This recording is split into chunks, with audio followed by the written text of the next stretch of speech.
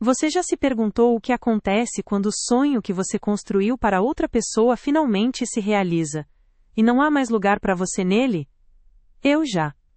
Eu vivi essa história. A história de como o pedestal que eu ajudei a erguer com as minhas próprias mãos se tornou o lugar de onde fui empurrada. A história de como precisei descer até o fundo do poço para descobrir que o alicerce que eu achava que estava construindo para nós, na verdade, era eu. Nossa vida por anos coube em uma única frase: nosso futuro está a uma prova de distância. Essa frase era o nosso mantra, a nossa religião. E eu era a sua mais devota fiel. Lembro das madrugadas, o cheiro de café fresco se misturando com o cheiro de livros velhos. Minhas mãos preparavam a bebida que o manteria acordado, enquanto meus próprios sonhos dormiam, esperando a vez que nunca chegaria. Eu me tornei uma especialista em silêncio. O silêncio que ele precisava para decorar leis, para resolver equações, para memorizar artigos. Meus amigos me chamavam para um cinema, um bar, um simples passeio no parque, e minha resposta era sempre a mesma: ele precisa estudar. Cada não que eu dizia para o mundo era um sim para o nosso projeto. E era nosso, pelo menos na minha cabeça. O dinheiro que eu ganhava no meu modesto emprego não ia para roupas novas ou para uma pequena viagem. Ia para apostilas, cursos preparatórios e inscrições. Cada centavo era um tijolo. Um tijolo na construção daquela estabilidade que parecia a terra prometida. A casa com um pequeno jardim, as férias na praia, a segurança de saber que as contas estariam pagas. Eu não era uma coadjuvante na história dele. Eu me sentia a arquiteta invisível, a engenheira que calculava cada sacrifício para que a estrutura não ruísse. E então o dia chegou. O nome dele na lista de aprovados. Eu lembro do grito que ele deu, um som que parecia rasgar o ar e anunciar a nossa vitória para o universo. Ele me levantou no colo, me girou, e em meio às lágrimas que se misturavam ele disse: "Conseguimos! Nós conseguimos!" Naquele abraço eu senti a redenção. Cada noite mal dormida, cada convite recusado, cada sonho adiado, tudo valeu a pena. Aquele nós soou como a mais bela melodia. Nós tínhamos conseguido. O futuro havia chegado. Mas o futuro tem um jeito estranho de se apresentar. O dia seguinte ao sonho não foi como eu imaginei. Não houve um suspiro de alívio e agora vamos viver. Houve uma mudança. Sutil, a princípio. Como uma nota desafinada em uma canção perfeita. O homem que dividia a trincheira comigo começou a se erguer, a olhar para a vida de um lugar mais alto. E de lá, ele começou a me ver como alguém pequeno. As conversas mudaram. Nossos planos viraram minha carreira. Nossas finanças viraram meu salário. Lembro de um jantar com os novos colegas de trabalho dele. Pessoas que eu não conhecia, falando de assuntos que eu não dominava. Tentei dar uma opinião sobre um tema que eu havia lido a respeito, e ele me interrompeu com um sorriso polido, mas com um olhar que era uma faca. "Amor, você não entende, isso é outro nível agora." Aquela frase se tornou a trilha sonora do nosso fim. Dita em diferentes tons, em diferentes contextos, mas sempre com o mesmo significado. Eu não pertencia mais àquele mundo que eu ajudei a criar. Eu me tornei um acessório obsoleto, a bicicleta com rodinhas que ele não precisava mais agora que sabia andar de moto. Meus sonhos, antes colocados em pausa, agora eram tratados como hobbies infantis. Por que você não volta a pintar seus quadrinhos? É bom para passar o tempo. A dor não veio de um golpe único e fatal. Veio de 1000 pequenos cortes. A cada opinião minha que ele diminuía, a cada plano que ele fazia sem me incluir, a cada vez que ele me corrigia na frente dos outros como se eu fosse uma criança tola. Ele não me traiu com outra pessoa, não no início, ele me traiu com a pessoa que ele se tornou. A confirmação final foi quase um alívio, uma burocracia do sofrimento. Uma mensagem no celular dele, que ele esqueceu aberto na mesa de cabeceira. Uma conversa com uma colega de trabalho, cheia de planos e intimidades que não me incluíam mais. Não houve gritos, não houve pratos quebrados. Eu apenas senti o chão desaparecer. Naquela noite, quando ele chegou em casa eu perguntei.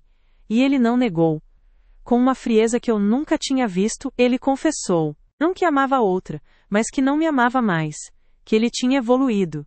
Que éramos de mundos diferentes. Que eu não o acompanhava mais. Naquele momento eu olhei para o homem na minha frente e não o reconheci.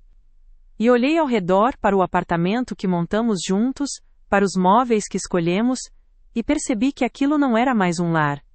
Era um mausoléu. Um monumento ao que um dia fomos.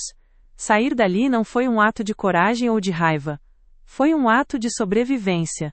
Eu precisava sair para não ser soterrada pelos escombros do sonho que eu mesma construí. Peguei uma mala, coloquei o que cabia, e saí pela porta, deixando para trás o arquiteto e sua grande obra.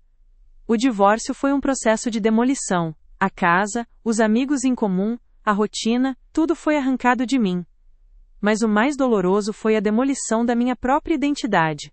Por uma década, eu fui a esposa do concurseiro, a parceira que apoiava.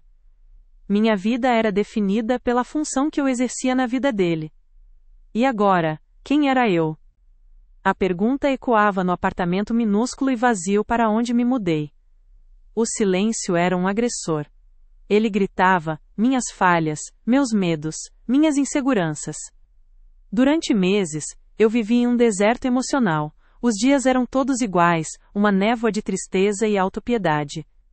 Eu revisitava os lugares onde fomos felizes, como um fantasma assombrando a própria vida, e cada esquina me trazia uma memória que me apunhalava. O café onde tomamos a decisão de que ele largaria o emprego para estudar, o parque onde sonhamos com os nomes dos nossos filhos, eu me afundava na culpa. Onde eu errei? Por que eu não fui suficiente? Se eu tivesse sido mais interessante, mais bonita, mais inteligente? Eu acreditava, com cada fibra do meu ser, que meu valor estava atrelado ao sucesso dele. E sem ele, eu era nada. Um zero. Um projeto abandonado. Até que um dia algo mudou. Não foi um evento grandioso, não houve uma epifania cinematográfica, foi algo pequeno, banal. Eu comprei uma estante pela internet. Ela chegou desmontada, em uma caixa enorme. Minha primeira reação foi ligar para alguém, pedir ajuda. Mas eu não liguei. Fiquei horas olhando para aquele manual de instruções, para aquele monte de parafusos e tábuas. Eu chorei de frustração. Eu xinguei. Eu pensei em desistir umas 100 vezes. Mas continuei. E então, depois do que pareceu uma eternidade, a última prateleira se encaixou. Eu me afastei, e olhei para a estante. Torta, um pouco bamba, mas de pé, montada por mim. E naquele momento, uma lágrima escorreu pelo meu rosto, mas não era de tristeza. Era uma lágrima de possibilidade. Eu consegui, sozinha. Aquela estante foi a primeira gota de água no meu deserto. A partir dela, comecei a me regar. Lembrei de uma paixão antiga, a pintura, que eu havia encaixotado junto com meus pincéis porque fazia muita sujeira, e ele precisava de um ambiente limpo para se concentrar. Comprei uma tela e um pouco de tinta. No início minhas mãos tremiam, eu não sabia o que pintar. Então, comecei a pintar a dor. Pintei a solidão, a raiva, a confusão. E aos poucos, as cores começaram a mudar. O cinza deu lugar ao azul. O preto deu lugar ao amarelo. Busquei terapia. Lembro da primeira pergunta que a terapeuta me fez, depois de ouvir meu longo monólogo de perdas e sacrifícios. Ela me olhou com gentileza e perguntou, ok, mas e agora? O que por você quer fazer? A pergunta me acertou como um soco no estômago. Eu não sabia a resposta. Fazia tanto tempo que ninguém me perguntava, que eu mesma não me perguntava. Eu não sei. E pela primeira vez, não saber não foi assustador. Foi libertador. Minha vida não era um quadro rasgado, era uma tela em branco, e o pincel estava na minha mão. Comecei a tomar pequenas decisões diárias. Me matriculei em um curso de História da Arte. Comecei a procurar um emprego que me desafiasse. Não apenas um que pagasse as contas. Liguei para aquelas amigas de quem eu havia me afastado. Elas me receberam de braços abertos, sem julgamentos, felizes por terem a amiga delas de volta, não a esposa de fulano. Fiz uma viagem, sozinha, para uma cidade pequena perto do mar. Sentei na areia, senti o sol no meu rosto, e respirei fundo. E pela primeira vez em anos, o ar que encheu meus pulmões parecia ser meu. Apenas meu. Cada passo era um esforço, mas cada passo me afastava dos escombros e me aproximava, centímetro por centímetro, de mim mesma. Anos se passaram. A mulher que conta essa história agora não é a mesma que preparava café de madrugada, nem a mesma que chorava no chão de um apartamento vazio. Eu sou outra. Eu sou a versão mais inteira de mim mesma. A pintura, aquele hobby que eu havia abandonado, se tornou minha profissão. Abri um pequeno ateliê, onde dou aulas para crianças e adultos. Um lugar barulhento, cheio de tinta, de risadas e de criatividade. Um lugar vivo. Eu olho para o passado e não sinto mais amargura, sinto uma espécie de gratidão distorcida. Aquele concurso público não o transformou, apenas deu a ele a permissão para revelar quem ele sempre foi. E a partida dele que eu vi como meu fim, foi na verdade a minha libertação forçada, foi o empurrão violento que eu precisei para sair da sombra e encontrar o meu próprio sol. A força que eu descobri em mim não surgiu do nada. Ela foi forjada no fogo da dor, na solidão do abandono, na luta diária para montar a minha própria estante literal e metaforicamente. Das cinzas do meu casamento eu não me reencontrei, eu me criei. Eu aprendi que a gente passa a vida buscando estabilidade nos lugares errados. Em um cargo público, em um casamento, em um salário no fim do mês. A gente se apoia em outras pessoas como se elas fossem estruturas de concreto, e quando elas se movem a gente desmorona. Mas a verdadeira estabilidade, a única que resiste a qualquer tempestade, não vem de fora. Ela vem de dentro. Ela está na nossa capacidade de nos levantarmos depois da queda, de olharmos para os nossos pedaços no chão, e termos a coragem de nos juntarmos de novo, talvez de uma forma diferente, talvez de uma forma mais forte. Ele passou no concurso e achou que tinha ganhado o mundo, mal sabia ele que ao me perder, ele me deu o universo inteiro. Porque a estabilidade que eu tanto buscava fora, a força que eu depositava nele, a segurança que eu achava que viria com o nome dele na lista de aprovados, a estabilidade era eu. E sempre foi. Nós nos conhecemos no lugar mais silencioso do mundo, a biblioteca da faculdade. Eu estava no último ano de letras, mergulhada em teorias literárias que pareciam mais importantes que a vida real. O ar tinha aquele cheiro de papel antigo e promessas. E a luz amarelada dos abajures criava pequenas ilhas de concentração em meio à penumbra. E foi em uma dessas ilhas que ele literalmente tropeçou. Ele carregava uma pilha de livros de direito que parecia mais alta que ele, e um copo de café que, claro, veio parar na minha mesa, batizando meus resumos de semiótica com o amargo da sua pressa. Minha primeira impressão foi de caos. Um caos ambulante, com o cabelo bagunçado, e um pedido de desculpas tão genuíno que era impossível ficar brava. Mas então ele levantou o rosto, e eu vi seus olhos. Eram olhos que sorriam antes da boca, que transmitiam uma urgência, uma fome de viver que eu nunca tinha visto de perto. Naquela época, ele não era o homem que a aprovação criaria. Ele era um sonhador, um idealista. Falava sobre justiça não como um conceito abstrato, mas como uma missão de vida. Ele não queria um cargo, ele queria mudar o mundo, ou pelo menos o pequeno pedaço de mundo que pudesse alcançar. A atração não foi instantânea, foi construída. Foi nas conversas sussurradas para não atrapalhar o silêncio da biblioteca, nos cafés que se seguiram como um pedido de desculpas estendido, nas caminhadas noturnas pelo campus, onde ele me contava seus planos e, pela primeira vez, usava a palavra nós. Imagina a nossa vida quando eu passar, ele dizia, e eu imaginava. Eu via tudo com uma clareza que me assustava e me encantava. Ele era gentil. A ambição dele não era afiada, não cortava. Era uma ambição quente, que aquecia quem estava por perto. Ele me fazia sentir parte de algo grandioso. Ele lembrava o nome do meu autor favorito, me trazia um chocolate no meio da tarde porque sabia que meu açúcar caía, e ouvia minhas divagações sobre poesia com uma atenção que ninguém nunca tinha me dado. Ele me enxergava, ele fazia questão de dizer que a minha calma era o porto seguro para sua ansiedade, e eu acreditei. Lembro de uma noite em especial. Estávamos sentados em um banco de praça, já era madrugada.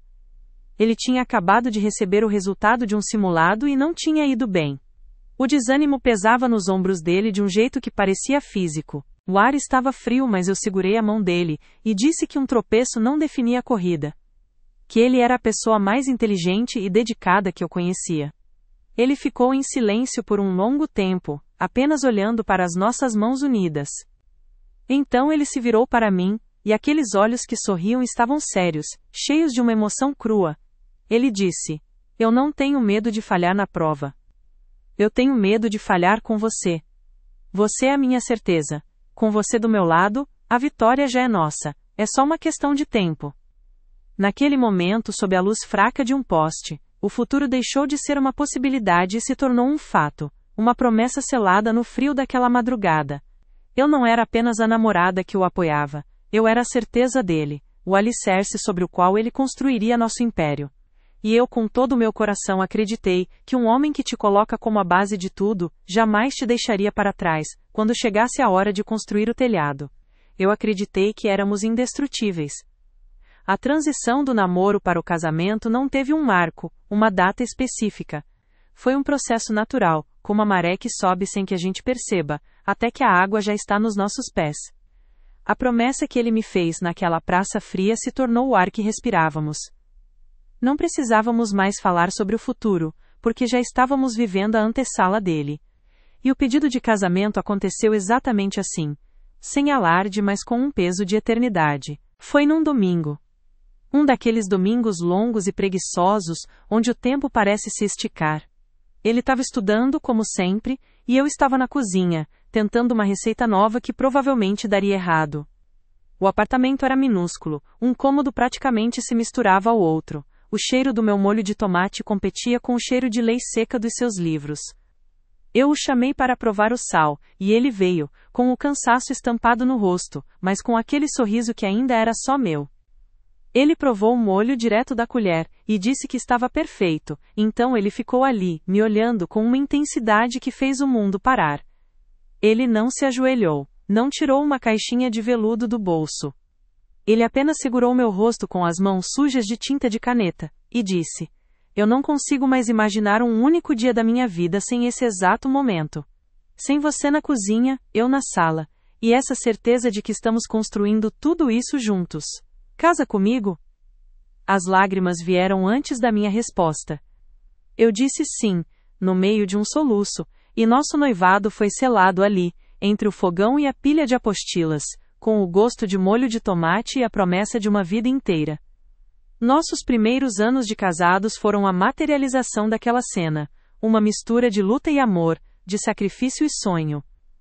Morávamos de aluguel em um lugar simples, onde os móveis eram mais velhos que nós e as paredes finas nos faziam cúmplices dos dramas dos vizinhos. Mas aquele lugar era o nosso santuário. Era ali que a gente contava os centavos para o supermercado no fim do mês e ria, porque a gente sabia que aquilo era temporário. Era o nosso por enquanto. Nossos planos eram desenhados nas entrelinhas da rotina. Falávamos da casa que teríamos, e ela tinha detalhes tão vívidos na nossa imaginação, que eu quase podia sentir o cheiro da grama molhada do jardim. Ele queria um cachorro grande e atrapalhado, eu queria uma janela enorme na cozinha. Discutimos os nomes dos nossos filhos, como se a minha gravidez já estivesse confirmada. Lucas em homenagem ao avô dele. Sofia porque eu sempre amei a sonoridade desse nome. Nossos sonhos não eram grandiosos, eram concretos. Eram feitos de estabilidade, de paz, da simples alegria de saber que, não importava o quão difícil fosse a jornada, o destino era um lugar seguro e feliz que construiríamos juntos. Sim, havia momentos de felicidade imensa, felicidades pequenas cotidianas, que hoje eu sei que são as que realmente importam. A alegria de vê-lo gabaritar um simulado, a comemoração com uma pizza que comprometia o orçamento da semana, as noites em que ele lia trechos da Constituição para mim como se fossem poemas, e eu fingia entender tudo, só para ficar perto dele. Mas se eu tivesse que escolher uma única memória, um momento que encapsulasse o auge do que fomos, seria uma noite de temporal. Uma chuva torrencial desabava sobre a cidade, daquelas que parecem que vão levar o mundo embora. A energia acabou, e ficamos no escuro. Ele estava frustrado, tinha um prazo importante para estudar, e a falta de luz era um desastre. Eu vi o pânico começar a tomar conta dele. Então, eu me levantei, acendi todas as velas que tínhamos em casa, espalhando-as pela pequena sala. A luz trêmula dançava nas paredes, criando sombras que nos protegiam do mundo lá fora. Eu liguei uma caixinha de som à pilha, que tocava uma rádio qualquer de música antiga. Estendi minha mão para ele e disse: vem, por hoje a lei pode esperar. Ele hesitou, mas depois segurou minha mão, e nós dançamos. Ali no meio da sala, iluminados apenas por velas, ao som de uma música que nem conhecíamos, não falamos nada. Apenas dançamos, abraçados, no nosso pequeno mundo à prova de tempestades. Naquele momento, eu senti uma plenitude que nunca mais senti na vida. Não tínhamos nada, e tínhamos tudo, éramos ele e eu. Um contra o mundo. E a certeza absoluta, inabalável, de que enquanto estivéssemos juntos nenhuma escuridão seria permanente. A gente sempre encontraria um jeito de acender uma vela. A comemoração durou exatas 48 horas. Depois da euforia, do champanhe barato que estouramos no nosso pequeno apartamento, das ligações para a família, um silêncio estranho se instalou. Não era o silêncio da paz, da missão cumprida, era um silêncio de vácuo. Como se a trilha sonora da nossa vida tivesse sido aquela luta, e agora, sem ela, ninguém sabia qual música tocar. O primeiro sinal não foi um trovão, foi um sussurro. Foi a forma como ele começou a usar a palavra eu. Até então, tudo era nós. Quando nós comprarmos a nossa casa, quando nós pudermos viajar, de repente, ouvi pela primeira vez, eu preciso pensar nos próximos passos da minha carreira. A frase soou como um arranhão em um disco de vinil. Eu não disse nada. Achei que era o cansaço, a descompressão, mas o eu começou a aparecer com mais frequência. Eu vou ter que comprar umas roupas novas, preciso me apresentar bem. Eu estou pensando em fazer uma pós-graduação. O nós estava sendo lentamente apagado da nossa equação, e eu assistia a tudo, paralisada, sem entender a nova matemática. O primeiro evento que me fez sentir o chão tremer foi a escolha do nosso novo apartamento. Era para ser o nosso grande momento, a materialização do sonho. Passamos semanas vendo anúncios, sonhando com cada cômodo. Eu tinha uma pasta cheia de recortes de revistas de decoração. Mas quando chegou a hora de decidir, ele tomou a frente de um jeito que nunca tinha feito. Ele visitou um imóvel com um corretor enquanto eu estava no trabalho. Quando chegou em casa anunciou, achei o nosso lugar, já dei o sinal. Ele me mostrou as fotos no celular. Era um apartamento moderno, frio, em um bairro que eu mal conhecia, perto do novo trabalho dele. Não tinha janela grande na cozinha que eu sonhava. Não tinha espaço para o jardim que planejamos. Quando eu, timidamente, apontei isso, ele sorriu. Um sorriso que não alcançava os olhos. Amor, precisamos ser práticos agora. Isso é o melhor para minha logística. Você se acostuma. Eu não me acostumei. Eu me senti uma visita na minha própria vida. A partir daí, o maus-tratos emocional se tornou a nossa nova rotina. Ele nunca levantou a mão para mim. Ele não precisava. As palavras dele faziam um estrago muito maior. Ele se tornou um especialista em me diminuir com a delicadeza de um cirurgião. Era sempre em público, ou na frente dos novos amigos dele. Se eu contava uma história do nosso passado, da época das vacas magras, ele me interrompia com um, amor, não vamos entediar as pessoas com essas nossas histórias antigas. Se eu dava uma opinião sobre política, ele me corrigia com dados que ele tinha acabado de ler, me tratando como uma aluna desinformada. Ele me transformou em uma caricatura da mulher simples que não conseguia acompanhar o brilhantismo do marido bem-sucedido.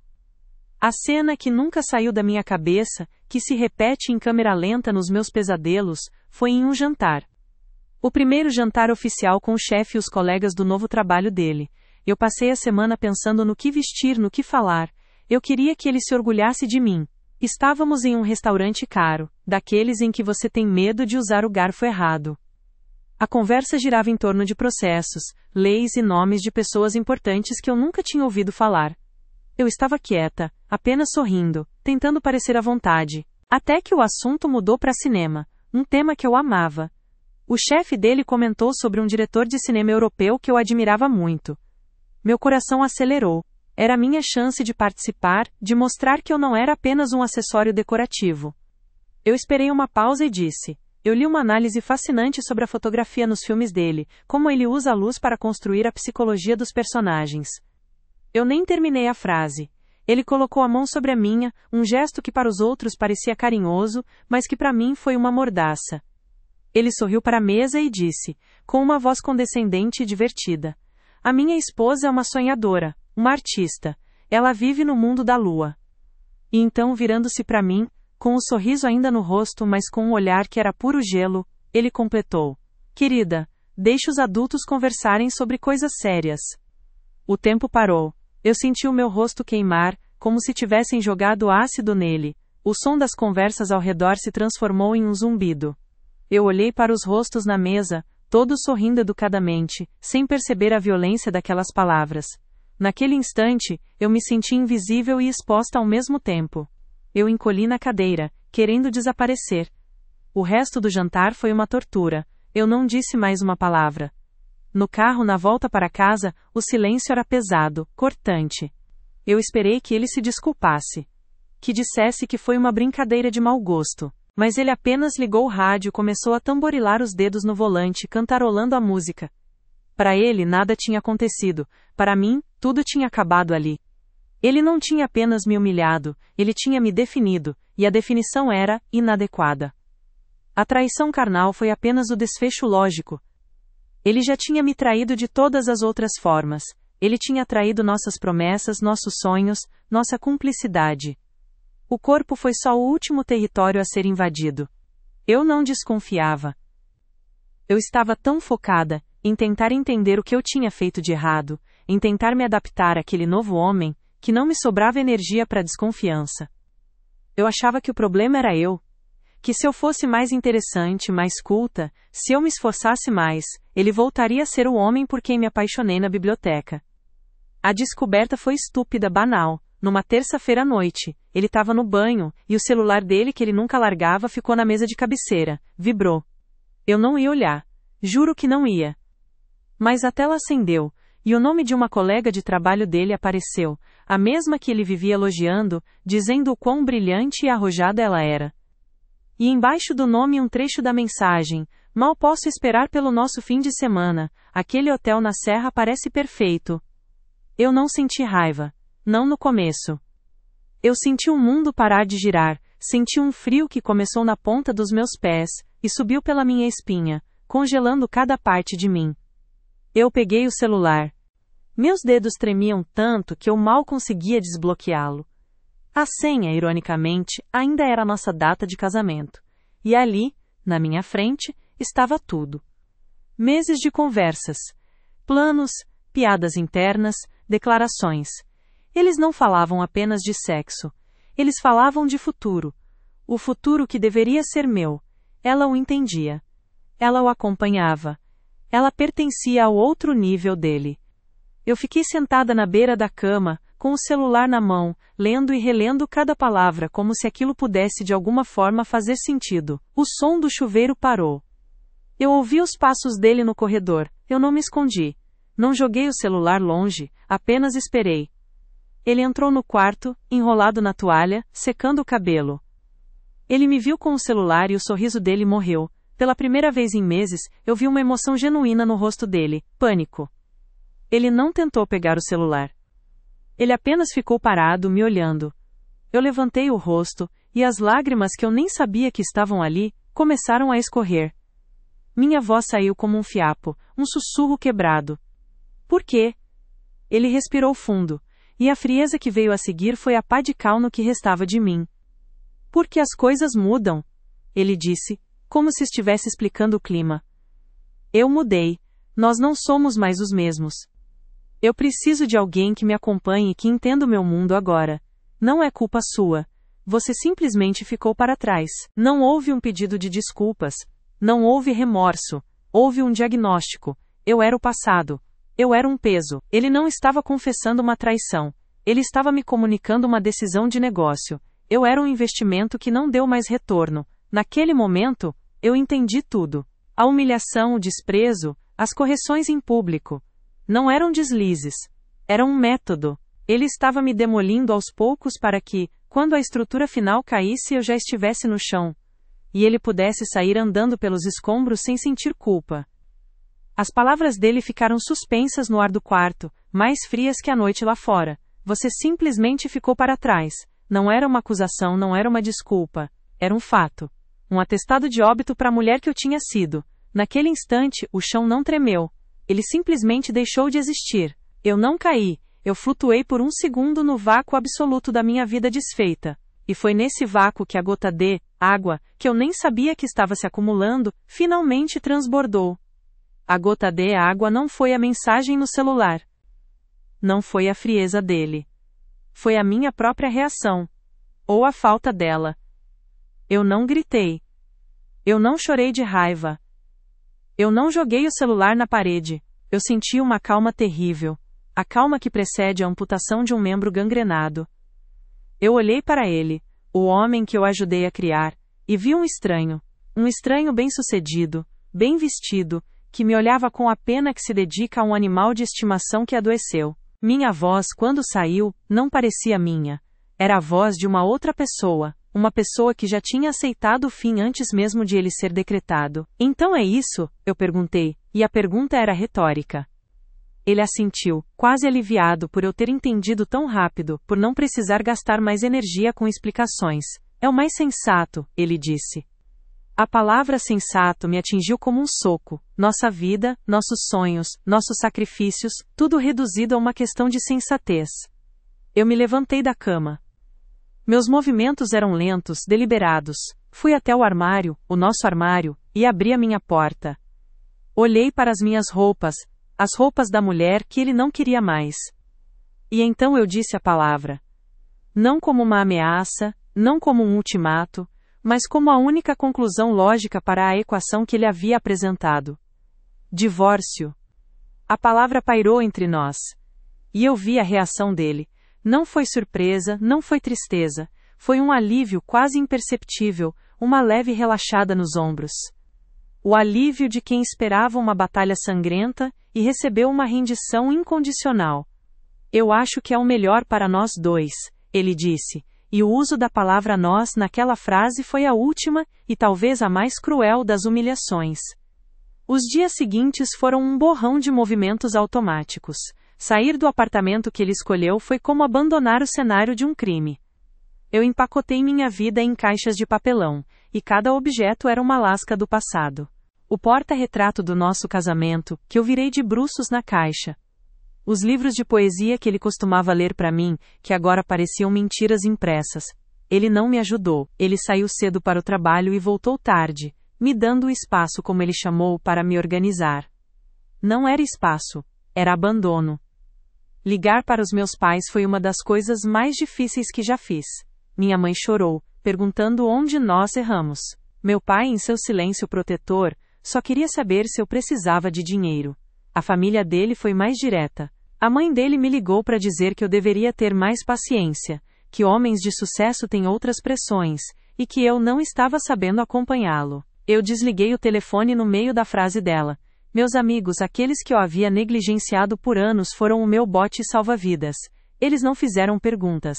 Apenas apareceram na minha porta com caixas, pizza e um abraço que dizia: "Estamos aqui, você não está sozinha."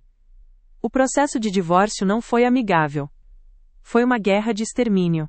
O homem idealista que sonhava com justiça se transformou em um estrategista frio, assessorado pelos melhores advogados que o seu novo salário podia pagar. Ele, que um dia dividiu comigo a última fatia de pão, agora lutava por cada centavo, por cada móvel. Ele queria o apartamento, o carro, a maior parte das economias que eu ajudei a construir. Não era sobre o dinheiro. Era sobre vencer. Era sobre provar, para si mesmo e para o mundo, que ele tinha saído por cima. O momento mais difícil, o ponto mais baixo da minha descida ao inferno foi a primeira audiência de conciliação. Estávamos sentados em lados opostos de uma mesa longa de madeira, em uma sala fria de um fórum. Ele usava um terno impecável. Eu me sentia pequena, inadequada, vestindo a melhor roupa que consegui encontrar no meu novo e minúsculo armário. O advogado dele falava, usando termos técnicos desqualificando minha contribuição para o patrimônio. Dizia que meu trabalho era informal, que meus ganhos eram irrisórios, que minha dedicação ao lar e aos estudos dele não podiam ser mensurados financeiramente. E ele, o homem para quem eu preparei milhares de xícaras de café, para quem eu sacrifiquei minha própria carreira, estava ali sentado, impassível. Ele não me olhava. Ele olhava para os papéis à sua frente, como se eu fosse apenas mais um processo na sua pilha de trabalho.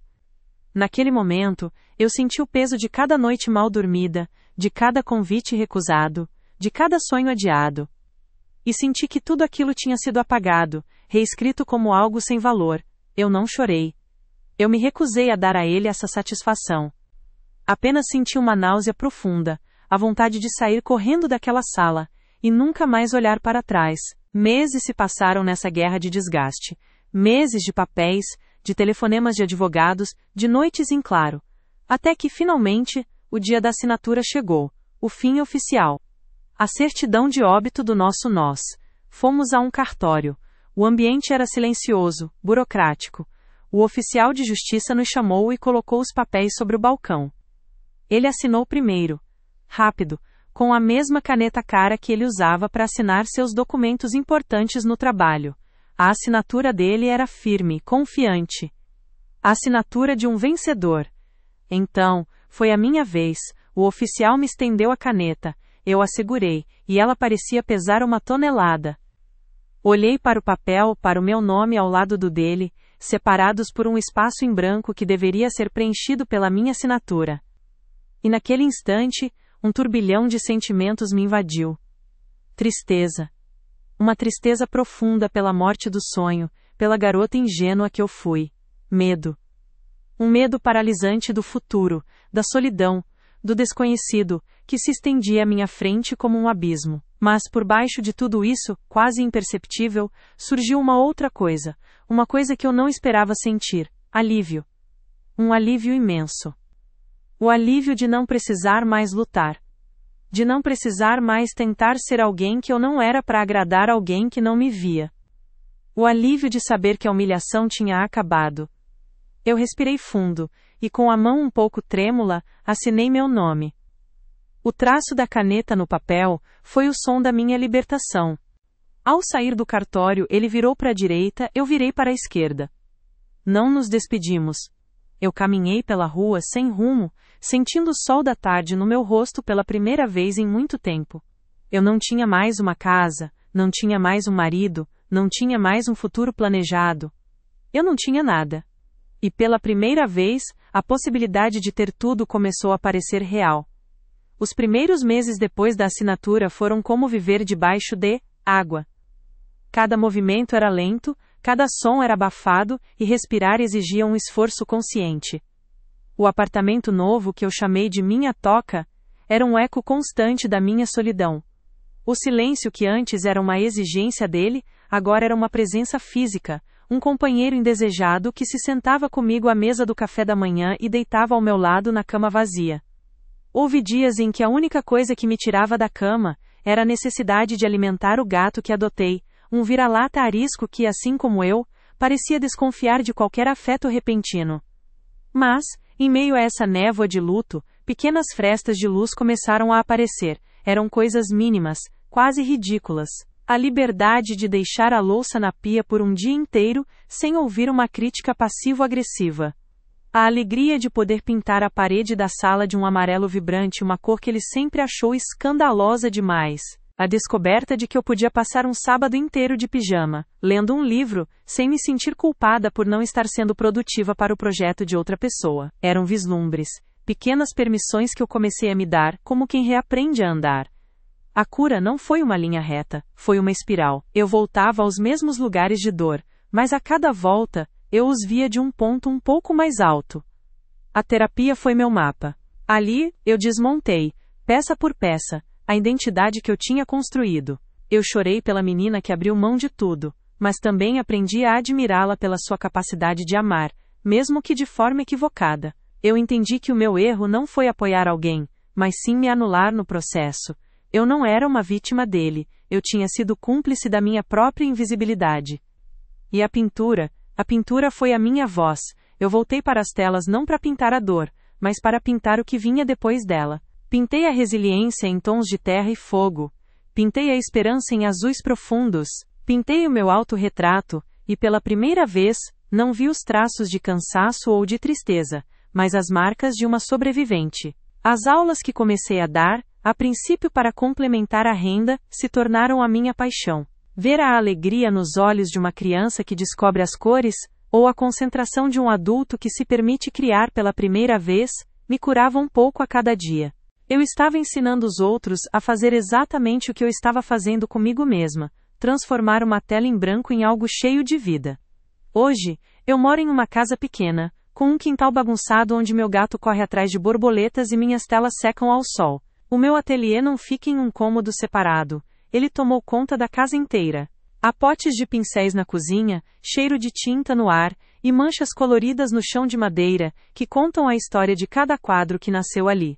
Minha rotina não tem um despertador. Eu acordo com a luz do sol, tomo meu café sem pressa, ouvindo a rádio que eu gosto, no volume que eu quero. Meu trabalho é o meu prazer, e meus alunos se tornaram uma extensão da minha família.